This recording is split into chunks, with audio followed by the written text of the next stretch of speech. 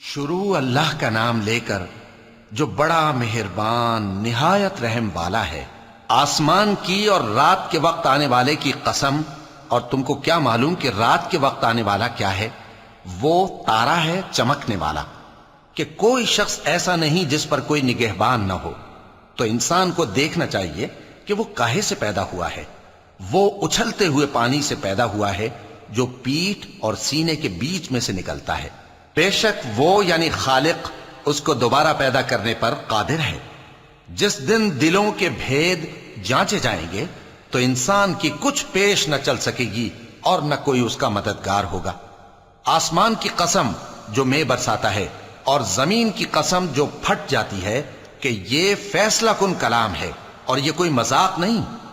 یہ لوگ اپنی تدبیروں میں لگ رہے ہیں اور میں اپنی تدبیر کر رہا ہوں۔